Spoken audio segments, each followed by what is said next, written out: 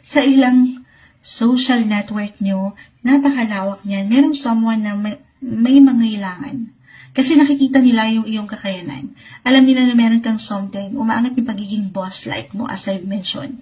So, maring merong mangailangan na someone kasi nai-impress or nagiging inspiring din sila sa'yo.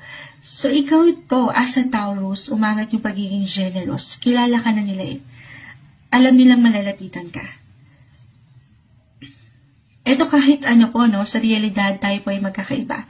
Kahit sa simpleng pangangailangan ito, kahit sa simpleng pagpapayo, hindi man ito may patungkol sa pera.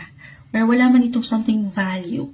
Okay? Pero yung support, kahit sa emotional support na pwede mong maibigay, kasi alam nila na ano kayo, alam mo yung compassionate or generous, as I've mentioned. Sa